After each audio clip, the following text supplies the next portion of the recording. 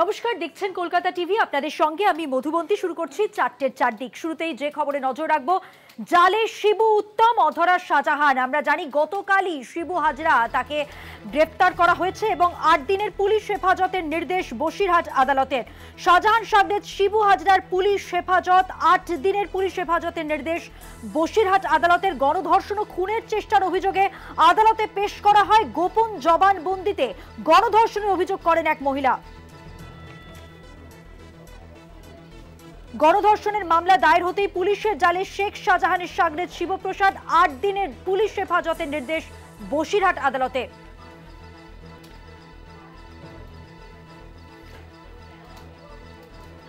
গণধর্ষণ ও খুনের চেষ্টার অভিযোগে আদালতে পেশ করা হয়।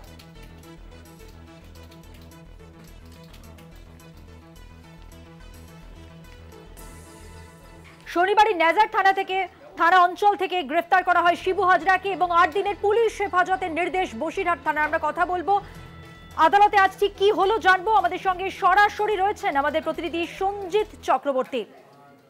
সঞ্জিত, আদালতে আজ ঠিক কি হয়?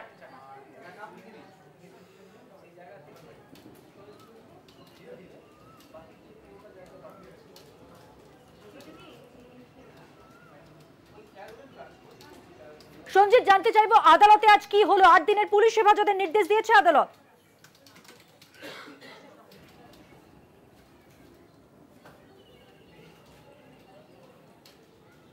সঞ্জিত, তুমি আমার কথা শুনতে পাচ্ছ? জানতে চাইবো আজ আদালতে কি হয়।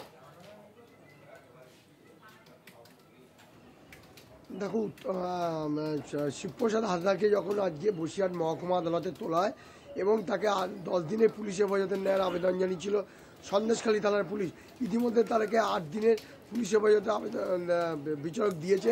ফের আবার আদালতে তোলা হবে 26শে ফেব্রুয়ারি। তুমি জানো, সন্দেশখালী কাণ্ডে বারবার যে অভিযোগটা উঠছিল এই উত্তম সর্দার এবং শিবপ্রসাদ হাজরার বিরুদ্ধে, তাদের অবিলম্বে গ্রেপ্তার করতে হবে। আন্দোলনের যখন এই চলতি মাসে 5ই ফেব্রুয়ারি আন্দোলন শুরু হয়, সেই আন্দোলনে কিন্তু তাদের গতি প্রকৃতি ছিল এই উত্তম সর্দার এবং শিবপ্রসাদ হাজরাকে জমি লিজের টাকা, একাধিক নারী নির্যাতনের অভিযোগ তুলেছিল।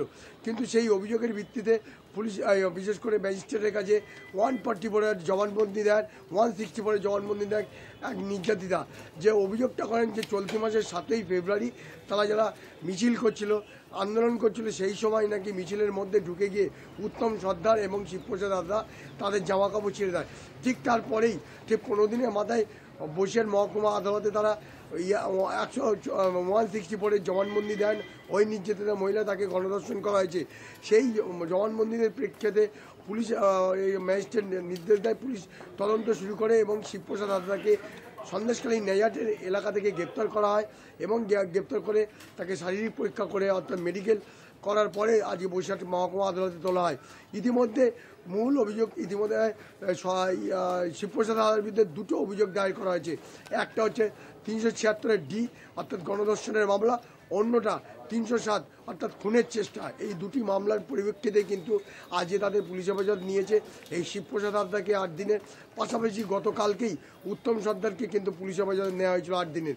এই দুজনকে সামনাসামনি বসিয়ে নতুন করে তথ্য পায় কিনা তদন্ত। একদমই সঞ্জিত, তোমাকে একটু বিরত করব। অর্থাৎ তুমি যেমনটা বললে যে এর আগেই আমরা দেখেছি উত্তম সর্দার, তাকে গ্রেফতার করা হয়েছিল এবং আজকে শিবু হাজরা 8 দিনের পুলিশ হেফাজত দেওয়া হলো আদালতের নির্দেশ অনুযায়ী এবং এদের দুজনকে সামনাসামনি বসিয়ে জিজ্ঞাসাবাদ করা হবে এবং এই সংক্রান্ত আর যা খবর রয়েছে অবশ্যই পরবর্তী সময় তোমার কাছ থেকে জানবো। তুমি আপাতত আমাদের সঙ্গে থাকো। শিবপ্রসাদ হাজরা ওরফে শিবু হাজরা শেখ শাহজাহানের আরো একজন ঘনিষ্ঠ এবং তাকে গ্রেফতার করেছে পুলিশ। তার বিরুদ্ধে সন্দেশখালী এলাকায় ত্রাস ছড়ানো, লিজের টাকা আত্মসাতের অভিযোগ সহ একাধিক অভিযোগ রয়েছে। সন্দেশখালীর মানুষ এই অভিযোগ করেছে। শিবু হাজরাকে গ্রেফতারের খবর ছড়াতেই সন্দেশখালী এলাকায় একেবারে খুশির হাওয়া। মহিলাদের মিষ্টি মুখ। কে এই শিবু হাজরা, কিভাবেই বা তার উত্থান, দেখুন। সিপিএমের প্রভাবশালী নেতার ছেলে, একসময় সিপিআইএমের ঝান্ডাধারী কর্মীর পুরো ভুলবদল। সন্দেশখালী এলাকার ত্রাস শেখ শাহজাহানের ডান হাত শিবু হাজরা ওরফে শিবপ্রসাদ হাজরা। 5ই জানুয়ারি সন্দেশখালীতে ইডি অফিসাররা আক্রান্ত হওয়ার দিন তাকে দেখা গিয়েছিল। তারপর থেকেই বেপাত্তা। অবশেষে পুলিশের জালে সন্দেশখালীতে তৃণমূলের এই হেভিওয়েট নেতা। স্থানীয়দের একাধিক অভিযোগ এই শিবুর বিরুদ্ধে। গণধর্ষণের অভিযোগে গ্রেফতার তিনি। এক নজরে দেখে নেওয়া যাক শিবুর উত্থানের নেপথ্য কাহিনী। শিবপ্রসাদ হাজরার আদিবাড়ি জেলিয়াখালীতে। বাবা নীলকান্ত হাজরা সন্দেশখালীতে সিপিএমে প্রভাবশালী নেতা। সন্দেশখালী 2 নম্বর ব্লকে পঞ্চায়েত সমিতির সভাপতি ছিলেন নীলকান্ত। বাবার হাত ধরেই রাজনীতিতে দীক্ষা শিবপ্রসাদের। প্রথমে সিপিএম কর্মী হিসেবেই কাজ শুরু করেন শিবু। পালাবদলের পর তৃণমূলে যোগ দেন তিনি। ধীরে ধীরে শেখ শাহজাহানের কাছের লোক হয়ে ওঠেন।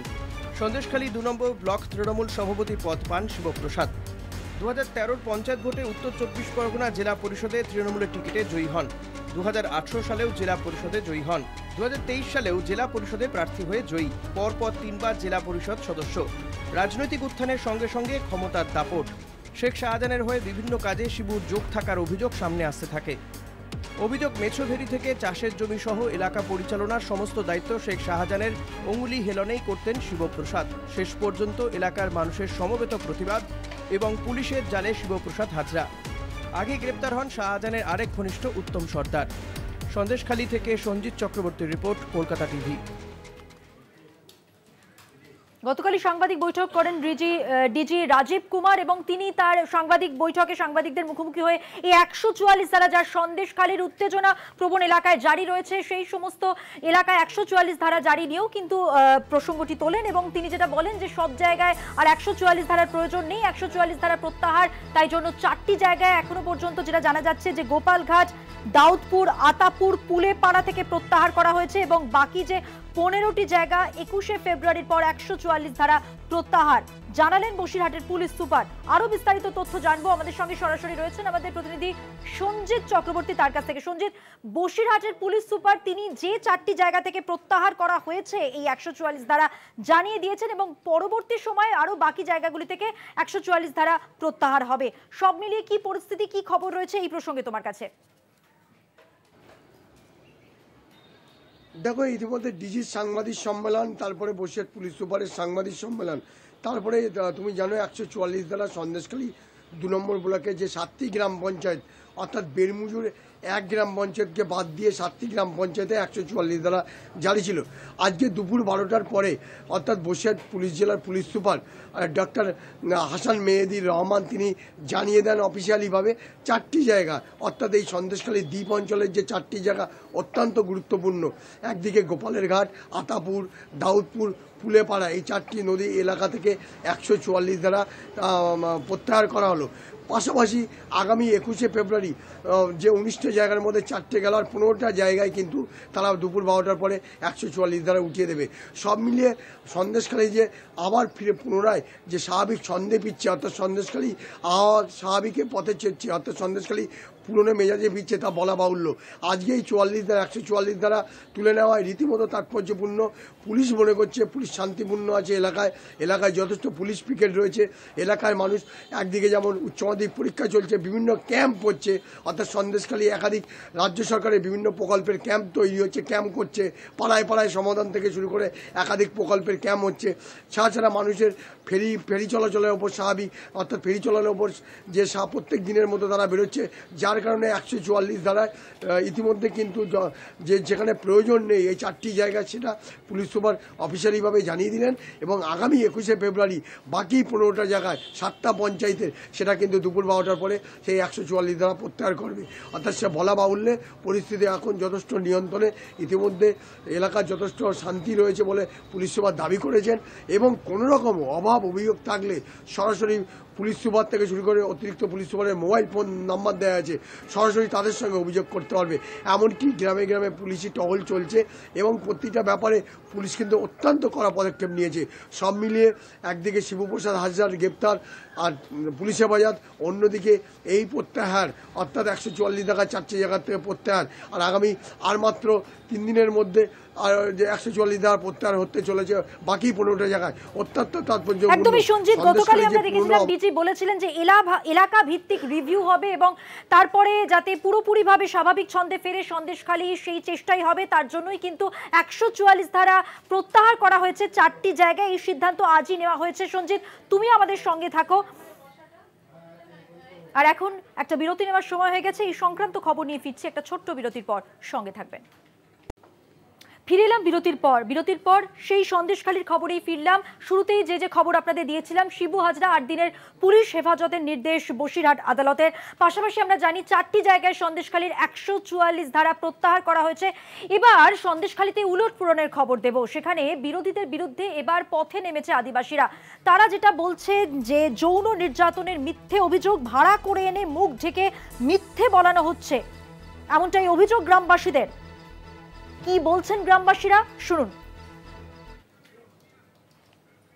ওরা যেগুলো বলছে সেগুলো তো খারাপ কিছু আমরা দেখিনি, তা আমরা কি করে বলবো এগুলো সত্যি বলে? আচ্ছা, এখানে এমন একটা অভিযোগ উঠেছে যে এখানে মহিলাদের উপরে অত্যাচার করা হয়, এটা কি সত্যি? এতদিন কোথায় ছিল সেই মহিলাগুলো? যারা এইসব কথাগুলো বলছে তারা কেন আগে বলেনি, এখন কেন এইসব কথাগুলো উঠছে? আচ্ছা, মিডিয়া চ্যানেলে মাস্ক পরা মহিলাটার যে বক্তব্যটা ভাইরাল হচ্ছে, এটা নিশ্চয়ই আপনারাও শুনেছেন। হ্যাঁ। তো এটা কি বলে মনে হয় আপনাদের? ওটা বহিরাগত, এখানকার কেউ না। সে যদি এখানকার কেউ হবে, আমি সরাসরি যখন আপনার সঙ্গে কথা বলছি তারাও তো সরাসরি এখানে দাঁড়িয়ে কথা বলতে পারে। মুখে mask আমি তো পরে মাস্ক কেন করে কথা আসিনি, বলছি? তাহলে সে কেন মাস্ক করে আসবে?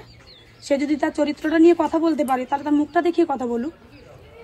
মানে আপনারা বলতে চাইছেন যে মহিলাটাই মাস্ক পরে যার ভিডিওটা ভাইরাল হচ্ছে এটা সম্পূর্ণ মিথ্যা, মহিলাটা একজন বহিরাগত মহিলা। হ্যাঁ, অবশ্যই। আচ্ছা, যে মহিলাটা ওই মাস্ক পরে সংবাদ মাধ্যমের সামনে গিয়ে বলছেন যে সন্দেশখালী সব এসটি এসসি মহিলাদের উপর নির্যাতন করা হয়, এটা কি সত্যি বলে মনে হয় আপনার? ওটা মিথ্যা। আপনি এখানে কত বছর ধরে আছেন? তা 30 এই 30 বছরের মধ্যে আপনি কি কখনো দেখেছেন এখানে কোনো মহিলার উপর অত্যাচার করা হয়েছে? না। আর আরেকটা বিষয় যেটা আমরা দেখতে পাচ্ছি যে এখানে বলা হচ্ছে যে জমি দখল হয়, গরিব মানুষদের জমি ছিনিয়ে নেওয়া হয় জোর করে। তো এটা কি বলে মনে হয় আপনাদের, সত্যি কি এরকমটা হয় এখানে? সত্যি না। আচ্ছা, শাহজাহান শেখ মানুষটা কেমন? ভালো। ওনার উপরে যে অভিযোগগুলো আনছে, এই অভিযোগগুলো কি আপনার কি মনে হয়, এগুলো কি সত্যি না আমাদের মিথ্যা? সঙ্গে তো ভালো ব্যবহার করেছে, আমরাই তো জানি ভালো। গ্রামের মহিলাদের বক্তব্য আমরা শুনলাম। সরাসরি কথা বলবো, আমাদের সঙ্গে রয়েছেন আমাদের প্রতিনিধি সঞ্জিত চক্রবর্তী। সঞ্জিত, এবার তো সন্দেশখালীতে উলটপুরাণ, অর্থাৎ যে অভিযোগ আমরা শুনে আসছিলাম এবার তো একেবারে সম্পূর্ণ উল্টো, মিথ্যে অভিযোগ নারী নির্যাতনের। পাশাপাশি তারা বলছেন যে একেবারে বাইরের কোথাও থেকে নিয়ে আসা হয়েছে এবং মুখ ঢেকে মিথ্যে অভিযোগের কথা শোনানো হচ্ছে। একেবারে ঠিক, এই কথাটা কিন্তু গতকালকে অর্থাৎ বসিরহাট পুলিশ জেলার পুলিশ সুপার ডক্টর হাসান মেহেদি রহমান তিনি কিন্তু স্পেসিফিক কোড আনকোড আমরা যখন প্রশ্ন করেছিলাম তাকে বলেছিলাম যে সন্দেশখালীতে একাধিক মহিলা নির্যাতনের কথা বলছে, আপনাদের কাছে কোনো অভিযোগ হয়েছে? তখন তিনি বলেছিলেন স্পেসিফিক কোনো এফআইআর বা লিখিত কোনো অভিযোগ হয়নি। বারবার এটা কিন্তু স্বয়ং পুলিশ সুপার বলেছেন। তারপরে এবার যে সন্দেশখালী, যে তুমি জানো সন্দেশখালী ব্লকটা এসটি অধ্যুষিত আদিবাসী শুধু অঞ্চল, প্রায় 90% আদিবাসী সম্প্রদায়ের মানুষের বাস, বাকি 10% সংখ্যালঘু অঞ্চলের মানুষের বাস।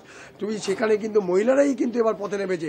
তারা যেটা বারবার এই কদিন দেখেছে একাধিকভাবে প্রচার, বিরোধীদের প্রচার, টিভি মিডিয়া থেকে শুরু করে একাধিক যে প্রচারটা সামনে থেকে দেখেছে, তারা এইবার মুখ খুলতে বাধ্য হচ্ছেন, কারণ সন্দেশখালীকে কালিমালিপ্ত করা হয়েছে। ইতিমধ্যে কয়েকদিন আগে আমরা যারা মুখ বন্ধ করে মুখ ঢেকে কথা বলেছেন, অভিযোগ জানিয়েছেন, তারা কোথায় তাহলে? তারা তো সন্দেশখালীর বুকে দাঁড়িয়েই কথাগুলো বলেছিলেন, অভিযোগগুলো করেছিলেন। কিন্তু এটাই তো প্রশ্ন, এটাই তো সন্দেশখালী মানুষের প্রশ্ন, আদিবাসী মহিলাদের প্রশ্ন। তারা বলছে কারা এরা, এদেরকে তারা চেনেন না, কোনোদিন দেখিনি, গ্রামে কোথায় বাড়ি তাও জানেন না। পুরো বিষয়টা কিন্তু কোনো একটা জায়গায় রহস্যময় ঘটনা ঘটছে, কোনো একটা জায়গায় একটা পূর্ব পরিকল্পিত, কোনো একটা জায়গায় এই ঘটনাকে সামনে রেখে একটা সামনে আন্দোলন, অর্থাৎ শাসক দলের কিন্তু কালিমালিপ্ত করার একটা। সঞ্জিত, তুমি আমাদের সঙ্গে থাকো, তোমাকে বিরত করছি। টেলিফোন লাইনে রয়েছেন তৃণমূল নেতা জয়প্রকাশ মজুমদার। জয়প্রকাশ বাবু, আপনাকে জানিয়ে রাখি, এবার সন্দেশখালীতে কিন্তু উল্টো ছবি। মিথ্যে নির্যাতনের অভিযোগ, যৌন নির্যাতনের মিথ্যে অভিযোগ করা হচ্ছে বিরোধীদের বিরুদ্ধে। পথে আদিবাসীরা তারা যেটা বলছেন যে ভাড়া করে এনে মুখ ঢেকে মিথ্যে বলানো হচ্ছে। না, এটা আমরা আগেও দেখেছি। যাত্রা শিল্পী নিয়ে এসেছিল সিপিএম এবং আইএসএফ, পেছনে ছিল বিজেপির টাকা, এবং তারা ওখানে গিয়ে মিথ্যে অভিযোগ অনেক কিছু মুখ ঢেকে ক্যামেরার সামনে, এবং সব থেকে দুঃখের বিষয় হচ্ছে দায়িত্বশীল টিভি চ্যানেলগুলি সেইগুলো নিয়েই রে রে করে উঠেছিল। তার সত্যতা কোনো রকম ভাবে বিচার করেনি, মানুষের কাছে ভুল খবর যেটাকে আমরা ফেক নিউজ বলি, সেই ফেক নিউজ প্রচারে সর্বতভাবে লেগে গিয়েছিল কিছু মিডিয়া এবং তার সঙ্গে পেছনে ছিল এই রাজনৈতিক দলগুলি। এবং সেই সন্দেশখালীর ফেক নিউজের ওপর সারা ভারতে একটা ন্যারেটিভ তৈরি হয়েছিল। এর থেকে নিন্দনীয় ষড়যন্ত্র আর কিছু হতে পারে না। এটা সম্পূর্ণটা বিজেপির টাকাতে, আর তাকে সঙ্গ দিয়েছিল সিপিএম এবং আইএসএফ। এই নিয়ে তো আমরা বুঝতেই পারছি, সেই মহিলাদের খুঁজে পাবেন না। কারা সেই মহিলা মুখ ঢেকেছিল, তারা অভিযোগ করেছিল। তাই আসল আদিবাসীরা যারা মুখ খুলে, তাদের আর মুখ ঢাকতে হচ্ছে না, তারা বলছেন সর্বৈব মিথ্যে কথা। এর থেকে আর একদমই জয়প্রকাশ বাবু কথা বললাম তৃণমূল নেতা জয়প্রকাশ মজুমদারের সঙ্গে। ধন্যবাদ সঞ্জিত তোমাকে। পরবর্তী সময়ে আরো আপডেট তোমার কাছ থেকে জানবো। সময় হয়ে গেছে আরো একটা বিরতি নেবার। বিরতির পর ফিরছি আরো অন্যান্য খবর নিয়ে, সঙ্গে থাকবেন।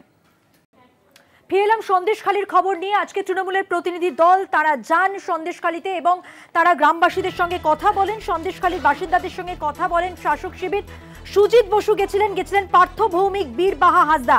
এবং আমরা জানি ৩রা মার্চ সন্দেশখালীতে সভা করার কথা তৃণমূলের। জনসভা করবে তৃণমূল, উত্তপ্ত সন্দেশখালী। আর সেখানেই আজকে তৃণমূলের প্রতিনিধি দল সন্দেশখালীর বাসিন্দাদের সঙ্গে কথা বললেন শাসক শিবিরের প্রতিনিধিরা। কথা বলবো, আমাদের সঙ্গে রয়েছেন টেলিফোনে আমাদের প্রতিনিধি রিয়া মাঝি। রিয়া, আজকে তৃণমূলের প্রতিনিধি দল তারা গেলেন, কথা বললেন, তারা কি কথা হলো, গ্রামবাসীদের সঙ্গে কি কথা হলো তৃণমূলের প্রতিনিধি দলের? দেখো, তোমাকে জানিয়ে রাখবো যে তৃণমূলের যে প্রতিনিধি দল এসেছিল, যেখানে সুজিত বসু থেকে আরম্ভ করে বীরবাহা হাসদা এবং পার্থ ভৌমিক তারা এসেছিলেন। এখানকার যারা কর্মীরা রয়েছেন তাদের সাথে কথা বললেন এবং তাদেরকে আশ্বাস দেওয়ার চেষ্টা করলে তাদের মনোবল বাড়ানোর জন্য। এবং পাশাপাশি তোমাকে জানিয়ে রাখবো যে তাদের কি অভাব অভিযোগ, একদম ইন্টারনাল মিটিং একটি করেছেন, যাদের কি অভাব অভিযোগ সেই বিষয়ে জানতে চেয়েছে। এবং একটি মহিলাদের টিম গঠন করা হয়েছে যারা বাড়ি বাড়ি যাবে এবং বাড়ি বাড়ি গিয়ে মূলত কার কি অভিযোগ রয়েছে সেটা তারা নথিভুক্ত করবে। এবং করে আজকের পর ফের আরো একবার তৃণমূলের প্রতিনিধি দল তারা আসবেন, একদম এক সপ্তাহের মধ্যে আরো একবার তারা আসবেন এবং এসে এই যে কি সমস্যা, কি হয়েছে, কি নথিভুক্ত করলেন যে টিম বানিয়ে গেছে, তাদের এই যে টাস্ক দেওয়া হয়েছে মূলত সেই টাস্কের রিভিউ করার জন্য তারা আরো একবার আসবেন। ধন্যবাদ রিয়া। কথা বললাম আমাদের প্রতিনিধি রিয়া মাঝির সঙ্গে। অর্থাৎ আজকে প্রতিনিধি দল গেলেন, তারা আবারও এক সপ্তাহ বাদে আসবেন। ৩রা মার্চ সন্দেশখালীতে জনসভা করবে তৃণমূল। সুজিত বসু কি বলেছেন শোনাবো। আমরা আগেই বলেছি, যদি কেউ অন্যায় করে কিংবা অন্যায়ের সাথে যুক্ত থাকে, যদি কারোর সম্বন্ধে কোনো অভিযোগ হয়, প্রশাসনের মতো চলবে। এটা মাননীয় মুখ্যমন্ত্রীও বলেছেন, আর আমরাও বলেছি পার্টির পক্ষ থেকে যে সরকার কাউকে রেয়াত করবে না যদি কেউ অন্যায়ের সাথে যুক্ত থাকে। অনেকে অনেক কথা বলছিল, অ্যারেস্ট হয়েছে, এখন বাদবাকি আইনের যা প্রক্রিয়া আছে সেই প্রক্রিয়া অনুযায়ী চলবে। এখন সময় হয়ে গেছে একটা বিরতি নেওয়ার। বিরতির পর ফিরছি, সঙ্গে থাকুন। ফিরে এলাম বিরতির পর। সন্দেশখালী নিয়ে আজকে মুখ্যমন্ত্রী মমতা বন্দ্যোপাধ্যায় বীরভূমের সভা থেকে ঠিক কি বললেন তিনি বললেন, এই সন্দেশখালী নিয়ে কেউ কেউ তিলকে তাল করছেন এবং তিনি যেটা বলছেন যে যা হয়েছে তার থেকেও কিন্তু বেশি করে বলা হচ্ছে। কোনো মহিলা এখনো এফআইআর করেননি, পুলিশকে স্বতঃপ্রণোদিত মামলা করতে বলেছেন। সিউড়ির জনসভা থেকে সন্দেশখালী প্রসঙ্গে আর কি দাবি করলেন মুখ্যমন্ত্রী দেখুন। আমরা জট খোলার চেষ্টা করি, কোনো মানুষের উপর কোনো অত্যাচার হলে মনে রাখবেন আমাদের সরকার ব্যবস্থা নেয়। একটা ঘটনা ঘটেছে, ঘটনা হয়েছে, প্রথমে ইডিকে পাঠিয়েছে, তারপরে তার বন্ধু বিজেপি ঢুকেছে ইডিকে সাথে নিয়ে, আর কিছু মিডিয়া ঢুকেছে, ঢুকে তিলকে তাল করছে, শান্তির পরিবর্তে আগুন লাগাচ্ছে। আমি বলতে চাই তাদের যার যা অভিযোগ আছে আমি অফিসার পাঠাবো, তারা শুনবে। এবং যদি কেউ মনে করে কারো কাছ থেকে কেউ কিছু নিয়েছে সবটাই ফেরত দেওয়া হবে, এটাও মাথা রাখবেন। আমি যখন বলি আমি তখন সেটা করি, কারণ কোনো মহিলা আজ পর্যন্ত কোনো কমপ্লেন করেনি, এফআইআর করেনি। আমি পুলিশকে বলেছি সুমোটো কেস করো। আমাদের ব্লক প্রেসিডেন্টও অ্যারেস্ট হয়ে গেছে। বীরভূমের সভা থেকে আজকে আরো অনেক বার্তা দেন মুখ্যমন্ত্রী মমতা বন্দ্যোপাধ্যায়, সবটাই শুনবো। সরাসরি রয়েছেন আমাদের বীরভূমের প্রতিনিধি মনা বীরবংশী। মনা, আমরা শুনলাম সন্দেশখালী প্রসঙ্গে মুখ্যমন্ত্রী যা যা বলেছেন। তিনি দাবি করছেন যে কেউ কেউ তিলকে তাল করছে, এছাড়া তিনি পুলিশকে স্বতঃপ্রণোদিত মামলা করতে বলেছেন। আর কি বললেন, পাশাপাশি আর কি কি প্রসঙ্গ উঠে এলো, কি বার্তা দিলেন তিনি?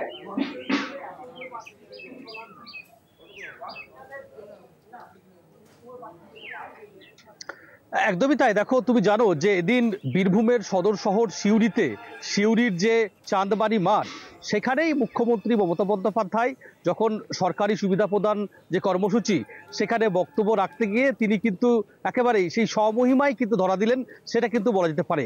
অবশ্যই তুমি যে বিষয়টা বললে সন্দেশখালী নিয়ে মুখ্যমন্ত্রী মমতা বন্দ্যোপাধ্যায়ের যে বক্তব্য, তাতে কিন্তু এক কথায় খুব পরিষ্কার এবং স্পষ্ট বলা যেতে পারে। সেটি হচ্ছে তিনি কিন্তু বিষয়টা নিয়ে ভীষণভাবে অসন্তোষ প্রকাশ করছেন, ক্ষোভ প্রকাশ করছেন যে সন্দেশ পাটিলকে কিভাবে এদিকে পাঠিয়েছে, কিভাবে তারপরে বিজেপি গেছে, এই সামগ্রিক বিষয় নিয়ে কার্যত বলা যেতে পারে তিনি কিন্তু একরাশ কিন্তু ক্ষোভ উগড়ে দিলেন। সেটা কিন্তু আর বলার অপেক্ষা রাখে না। এছাড়াও তুমি জানো যে সন্দেশখালীতে যেভাবে যে বক্তব্য সামনে মহিলাদেরকে নিয়ে আসছে এবং সেগুলো নিয়েও যে প্রশ্ন উঠেছে যে এগুলো শিখিয়ে পড়িয়ে বুঝিয়ে ভাড়া করে নিয়েছে বলা হয়েছে, সেটা নিয়েও কিন্তু মুখ্যমন্ত্রী কিন্তু নাম না করে একেবারেই তিনি কিন্তু ক্ষোভ প্রকাশ করেন, সেটা কিন্তু বলা যেতে পারে। এছাড়াও তুমি জানো যে সন্দেশখালীর পাশাপাশি এদিন মুখ্যমন্ত্রী মমতা বন্দ্যোপাধ্যায় যখন বক্তব্য রাখছিলেন, তখন একদিকে যেমন অবশ্যই প্রথমে উন্নয়নকে তিনি হাতিয়ার করেন, কারণ সামনে লোকসভা নির্বাচন, কোথায় কোথায় কি কাজ করেছেন, শিক্ষা থেকে স্বাস্থ্য থেকে সামগ্রিকভাবে কিন্তু তিনি বিষয় তুলে ধরলেন যে তৃণমূল সরকার যে মানবিক সরকার, মানুষের সরকার, সারা বছর পাশে থাকে, মানুষের সুখে দুঃখে পাশে থাকে, যেমন তিনি পরিষ্কারভাবে বললেন। অন্যদিকে অবশ্যই তিনি কেন্দ্রের যে বিজেপি সরকার, অর্থাৎ কেন্দ্রের যে শাসক দল বিজেপিকে কেউ তিনি কিন্তু আক্রমণ করলেন, বললেন যে জনবিরোধী সরকার, মানুষের পাশে থাকে না, মানুষের সঙ্গে কথা বলে না, মানুষকে নিয়ে চলতে পারে না, শুধু মানুষের পেটে কিভাবে লাথি মারতে হবে, কিভাবে ভাত কেড়ে নিতে হবে, এ ধরনের কিন্তু তাদের নীতি। এমনই কিন্তু মুখ্যমন্ত্রী মমতা বন্দ্যোপাধ্যায় বললেন। খুব স্বাভাবিকভাবেই তিনি বলছেন যে কোনোভাবেই বাংলা মাথা নত করবে না, বাংলা কেন্দ্রের কাছে মাথা নত করবে না, বাংলা শেষ রক্তবিন্দু দিয়ে লড়াই করবে। সাহস জোগালেন মমতা বন্দ্যোপাধ্যায় এবং লড়াই করে যান, লড়াই করে অধিকার ছিনিয়ে নিন। এমনটাই কিন্তু সিউড়ির যে চাঁদবাড়ির মাঠ, সেই মাঠ থেকে কিন্তু দিনের আলোর মতো মুখ্যমন্ত্রী মমতা বন্দ্যোপাধ্যায় তার বক্তব্যতে তার শরীরী ভাষায় কিন্তু বুঝিয়ে দিলেন। আরো একটি অত্যন্ত উল্লেখযোগ্য বিষয়, তুমি জানো যে কেষ্ট মণ্ডল, অনুব্রত মণ্ডল, তাকে দীর্ঘদিন ধরে জেলে পুরে রেখেছেন। তাকে জেলে পুরে রাখলেও অনুব্রত মণ্ডল সাধারণ মানুষের হৃদয়ে রয়েছে, মনে রয়েছে। আমি যখন সিউড়ি থেকে আসছিলাম তখন কিন্তু অনেকেই বলছে, দেখতে পাচ্ছি আমি কি বলেছেন এই প্রসঙ্গে একটু বিরত করে শুনিয়ে দেব মুখ্যমন্ত্রী মমতা বন্দ্যোপাধ্যায়।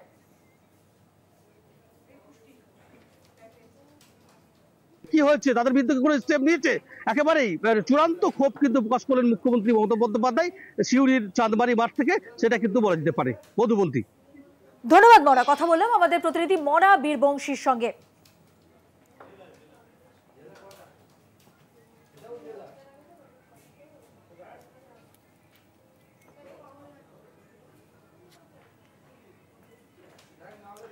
সন্দেশখালীতে যা ঘটেছে হৃদয় বিদারক এবং যেমনটা জানা যাচ্ছে বিজেপি কর্মীদের ওপর সন্ত্রাস চালাচ্ছে তৃণমূল, এমনটাই অভিযোগ করা হয়েছে। কংগ্রেস সহ ইন্ডিয়া জোটের শরিকরা সন্ত্রাসের রাজনীতি করে বিজেপির ন্যাশনাল কনভেনশনে অমিত শাহর মুখে সন্দেশখালী প্রসঙ্গ উঠল। বিজেপি কর্মীদের উপর সন্ত্রাস চালাচ্ছে তৃণমূল, তিনি এমনটাই অভিযোগ করেন। কংগ্রেস সহ ইন্ডিয়া জোটের শরিকরা সন্ত্রাসের রাজনীতি করে। বিজেপির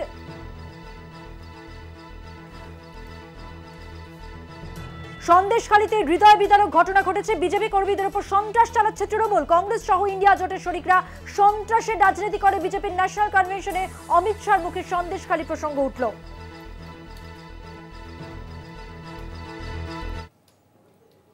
এখন সময় আরো একটা বিরতি নেওয়ার, বিরতির পর ফিরছি খবর নিয়ে, সঙ্গে থাকবেন। ফিরে এলাম বিরতির পর। বিতর্কে রাজ্য বিজেপির কার্টুন, মা শারদাকে নিয়ে ক্যারিকেচার করছে পশ্চিমবঙ্গ বিজেপি। রাজ্য নেতৃত্বের সমালোচনায় তথাগত রায়। 2021-এ বিজেপি ঢুকে অনেকেই দলের সর্বনাশ করেছে। তিনি বলেছেন যে এদের নির্মমভাবে বের করুন, নয়তো দলের মৃত্যু হবে। তৃণমূলের হাতিয়ার প্রাক্তন বিজেপি রাজ্য সভাপতির পোস্ট এবং এই পোস্টকে ঘিরেই বিতর্ক। তথাগত রায় তিনি বলেছেন যে এতে দলের ক্ষতি হচ্ছে, দলের ভাবমূর্তি নষ্ট হচ্ছে। তৃণমূলের হাতিয়ার এই পোস্ট। যে পোস্ট আপনারা দেখতে পাচ্ছেন, মা শারদাকে নিয়ে ক্যারিকেচার করা হয়েছে, ক্যারিকেচার করছে পশ্চিমবঙ্গ বিজেপি। এবং এই যে পোস্ট, এই পোস্টকে তৃণমূল হাতিয়ার করেছে এবং সমালোচনার সুরে তথাগত রায় বিজেপি নেতা, তিনি বলছেন যে এই পোস্ট করে বা এই ধরনের কাজ করে কিন্তু দলের ক্ষেত্রে ক্ষতি হচ্ছে, দলের ভাবমূর্তি নষ্ট হচ্ছে।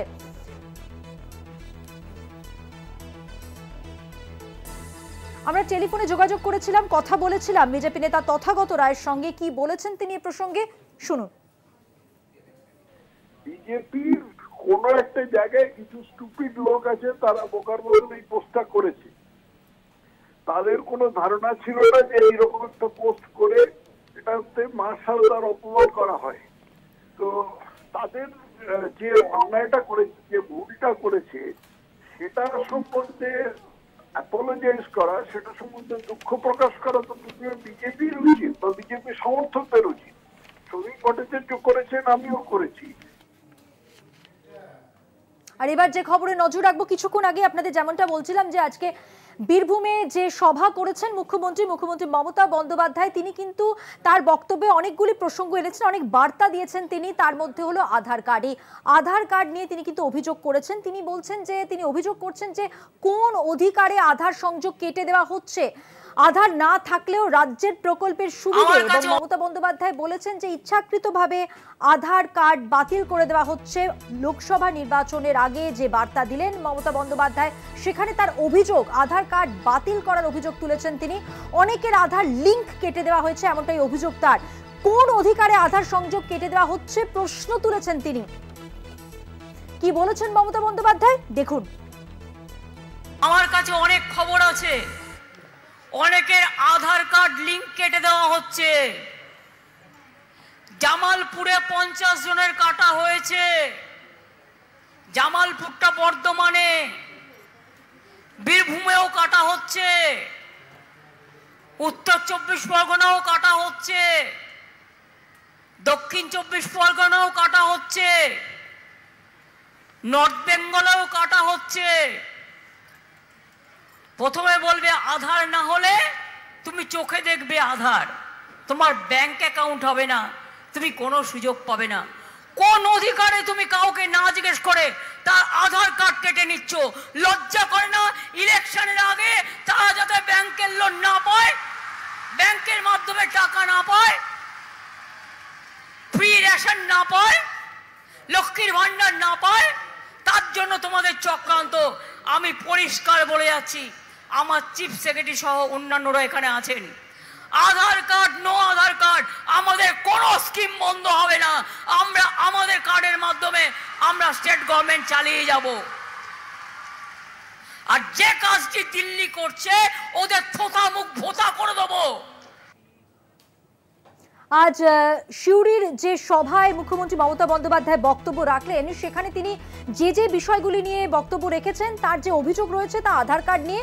তিনি বলছেন যে অনেকের আধার লিংক কেটে দেওয়া হয়েছে এবং আধার কার্ড নিয়ে এই যে লিংক কেটে দেওয়া, এই যে সংযোগ বিচ্ছিন্ন করে দেওয়া, এটা কোন অধিকারে তিনি প্রশ্ন তুলেছেন। যদিও তিনি বলছেন যে আধার না থাকলেও প্রকল্পের সুবিধে পাওয়া যাবে, কিন্তু এটা চক্রান্ত। এবং তিনি কিন্তু আজকে তার এই যে বক্তব্য, সেখানে তিনি কিন্তু অনেকগুলো বিষয় তুলে ধরেছেন। তিনি বলেছেন ব্যাংকের লোন, লক্ষ্মীর ভান্ডার বন্ধ করার চক্রান্ত, মানুষকে পরিষেবা থেকে বঞ্চিত করা হচ্ছে। এবং তিনি বলছেন যে আধার যদি নাও থাকে পরিষেবা পাবেন মানুষ প্রকল্পের, অর্থাৎ রাজ্যের প্রকল্পের।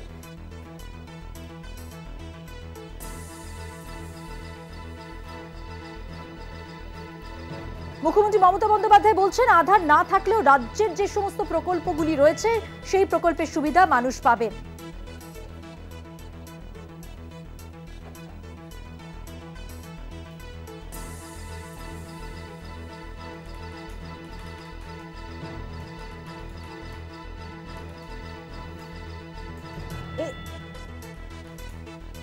এই প্রসঙ্গেই বলি যে 100 জনের ওপর আধার লিংক সংযোগ বিচ্ছিন্ন হয়েছে জামালপুরে, এবং সেখানে অভিযোগ যে পূর্ব বর্ধমানের এই জামালপুরে অনেক মানুষ, অর্থাৎ 100 জনের মতো মানুষ, তাদের কিন্তু আধার কার্ড বাতিলের অভিযোগ রয়েছে। তারা কিন্তু সরব হয়েছেন, তারা অভিযোগ করেছেন এ বিষয়ে।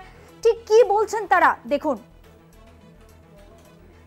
আমাদের প্রধান সাহেব তার কাছে গিয়েছি, তখন প্রধান সাহেব বলেছে তোমরা কোনো টেনশন করবে না, কোনো টেনশনের কারণ নেই, ঠিক আছে, এখানে কোনো সমস্যা হবে না, আমরা তোমাদের পাশে আছি।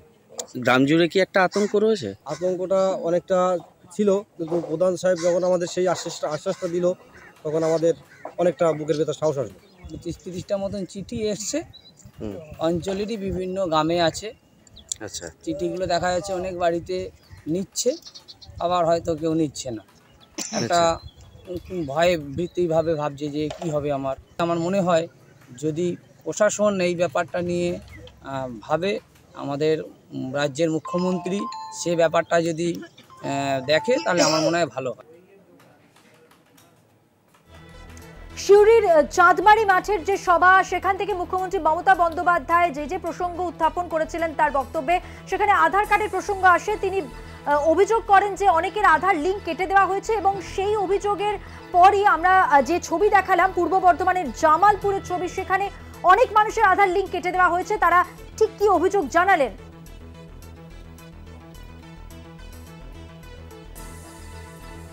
আমাদের প্রতিনিধি কুণাল চট্টোপাধ্যায় সরাসরি এই জামালপুর থেকেই রয়েছেন। যেমনটা বলছিলাম, পূর্ব বর্ধমানের জামালপুর, সেখানে কিন্তু শতাধিক মানুষের আধার লিঙ্ক বিচ্ছিন্ন করে দেওয়া হয়েছে, সংযোগ বিচ্ছিন্ন করে দেওয়া হয়েছে। ঠিক কি অভিযোগ জানবো কুণালের কাছ থেকে। কুণাল। মধুমন্তী, এই খবর কিন্তু প্রথম কলকাতা টিভি ব্রেক করেছিল। যেটা জানা যাচ্ছে যে পূর্ব বর্ধমানের জামালপুর, এই জামালপুর ব্লকেরই কিন্তু যশাপুর গ্রাম, এবং সেই গ্রামেতেই কিন্তু শতাধিক মানুষের আধার কার্ড কিন্তু যেটা ডিসকানেক্ট করে দেওয়া হচ্ছিল। যেটা হচ্ছে যে তাদের পোস্ট অফিসের মাধ্যমে তাদের বাড়ি বাড়ি চিঠি আসছিল, এবং সেখানে কিন্তু যে আধার কার্ডে তাদের কিন্তু যেটা দেখা যাচ্ছিল যে তাদের কিন্তু ডিঅ্যাক্টিভেট হয়ে যাচ্ছে আধার কার্ড। তারা দীর্ঘদিন ধরেই কিন্তু রেশন পাচ্ছিল না, এবং ব্যাংকে তারা যখন টাকা তুলতে যাচ্ছিল তাদের সেই ব্যাংকিং সেক্টরে কিন্তু তারা টাকাও তুলতে পারছিল না। এবং তারপরেই কিন্তু এই মারাত্মক অভিযোগ তারা সামনে আসে, কেননা দীর্ঘদিন ধরেই কিন্তু এই আধার কার্ড যে ডিঅ্যাক্টিভেট হয়ে যাচ্ছে তার কিন্তু চিঠি তাদের বাড়িতে এসেছিল, কিন্তু তারা ভয়ে মুখ খুলতে চায়নি। কেননা ভয়ে মুখ খুলতে চায়নি মধুমন্তী, একটাই কারণ, তাদের যে ডিঅ্যাক্টিভেট হয়ে যাচ্ছে আধার কার্ড, তারা নাগরিকত্ব চলে যাওয়ার একটা ভয়, এবং তারা এই বাংলা ছেড়ে তাদেরকে হয়তো চলে যেতে হবে, এরকম একটা ভয় তাদের গ্রাস করছিল। একদমই কোন একটা ভয় তাদের মধ্যে কাজ করছে, এবং তারা যে অভিযোগ তুলেছেন তাদের মুখ থেকেই শুনলাম। কুণাল, আপাতত ধন্যবাদ তোমাকে। কথা বললাম আমাদের প্রতিনিধি কুণাল চট্টোপাধ্যায়ের সঙ্গে। এখন সময় হয়ে গেছে আরো একটা বিরতি নেওয়ার। বিরতির পর ফিরছে আরো অনেক খবর নিয়ে, সঙ্গে থাকুন।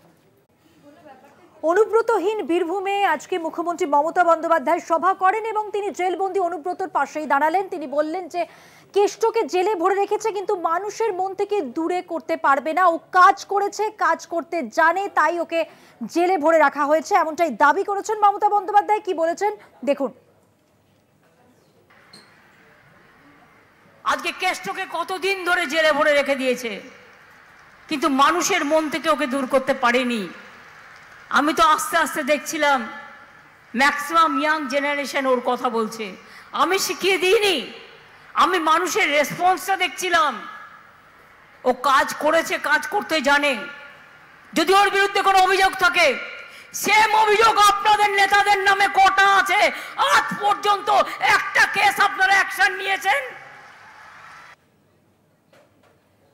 সরাসরি কথা বলবো, আমাদের সঙ্গে রয়েছেন আমাদের প্রতিনিধি মনা বীরবংশী। মনা, আমরা দেখলাম বীরভূমে, অনুব্রতহীন বীরভূমে দাঁড়িয়ে মুখ্যমন্ত্রী মমতা বন্দ্যোপাধ্যায় কেষ্টর পাশেই দাঁড়ালেন।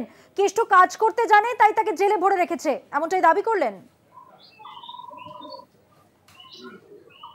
একদমই তাই মধুবন্তী। তুমি জানো যে সিউড়ির যে চাঁদমারি মাঠ, সেই মাঠ থেকে এদিন সরকারি যে কর্মসূচি, মুখ্যমন্ত্রী মমতা বন্দ্যোপাধ্যায় বক্তব্য রাখতে গিয়ে যে আক্রমণাত্মক শরীরী ভাষায় ছিল, ঠিক সে জায়গায় দাঁড়িয়ে কেষ্টমণ্ডলের প্রসঙ্গ কিন্তু উঠে আসে, এবং পরিষ্কার মুখ্যমন্ত্রী মমতা বন্দ্যোপাধ্যায় বলছেন যে সে কি দোষ করেছে। দীর্ঘদিন ধরে কেষ্টমণ্ডলকে জেলে আটকে রেখেছে, কিন্তু কেষ্টমণ্ডলকে জেলে আটকে রাখলেও মানুষের মন থেকে কিন্তু তাকে সরিয়ে দেওয়া যাবে না। আমি যখন আসছিলাম তখন দেখছিলাম ইয়াং জেনারেশন, অর্থাৎ যুব সমাজের যেভাবে যে ছবি উঠে আসছে তাতে যুব সমাজের হৃদয়ে কেষ্টমণ্ডল এখনো আছে। কেষ্টমণ্ডল খুব ভালো একজন দক্ষ সংগঠক, সে ভালো কাজ করতে পারে, তাই তাকে আটকে রেখেছে। তার বিরুদ্ধে কি এমন অভিযোগ আছে তাকে আটকে রাখা হয়েছে? তার থেকেও তো আপনাদের নেতাদের বিরুদ্ধে আরো বেশি অভিযোগ আছে। তাদের বিরুদ্ধে কোনো অ্যাকশন নিচ্ছে না কেন? তাদের বিরুদ্ধে কোনো ব্যবস্থা নিচ্ছে না কেন? নাম না করে বিজেপিকে, কেন্দ্রীয় সরকারকে, যে বিজেপি দলকে মমতা বন্দ্যোপাধ্যায় কিন্তু রীতিমতো আক্রমণ করে। পাশাপাশি আরো তোমাকে বলে রাখা ভালো যে অবশ্যই তুমি জানো যে বরাবরই মমতা বন্দ্যোপাধ্যায় কিন্তু কেষ্টমণ্ডলের পাশে দাঁড়িয়েছেন। যখন কেষ্টমণ্ডল গ্রেপ্তার হয়েছিল তখনও কেষ্টমণ্ডলের পাশে দাঁড়িয়ে মুখ্যমন্ত্রী মমতা বন্দ্যোপাধ্যায় বলেছিলেন যে কেষ্ট বেরিয়ে এলে তাকে রাজার মতো সম্মান দিয়ে, বীরের মতো সম্মান দিয়ে তাকে বের করে নিয়ে আসতে হবে। তুমি জানো যে এর আগেও বলেছিল যে কেষ্টমণ্ডল যদি আসে তার যে জেলা সভাপতি পদ, সেই পদ রাখা আছে, তাকে সেই পদেই আবার আসীন করা হবে, তাকে সেই দায়িত্ব দেওয়া হবে। অর্থাৎ মমতা বন্দ্যোপাধ্যায় কিন্তু পরিষ্কার স্পষ্ট করে দিলেন বীরভূম জেলা তৃণমূলের যে কোর কমিটি থাক বা জেলা পরিষদ সভাপতি কাজল শেখী থাক, সংগঠক যেমনই থাক না কেন, কেষ্ট মাথার উপরে কেষ্টর যে একেবারেই সে ভালো জায়গায় রয়েছে এবং সে যে ভালো সংগঠক, তার মানে মমতা বন্দ্যোপাধ্যায়ের যে সার্টিফিকেট, গুড সার্টিফিকেট, সেটা কিন্তু মমতা বন্দ্যোপাধ্যায় কেষ্টকে নিয়ে বা অনুব্রত মণ্ডলকে নিয়ে পরিষ্কার করলেন। এমন কিন্তু ভাষা বা এমন কিন্তু বক্তব্য কিন্তু মুখ্যমন্ত্রী দিলেন, সেটা কিন্তু একেবারে স্পষ্ট হয়ে গেল মুখ্যমন্ত্রী মমতা বন্দ্যোপাধ্যায়ের বক্তব্যে। ধন্যবাদ মনা। কথা বললাম আমাদের প্রতিনিধি মনা বীরবংশীর সঙ্গে।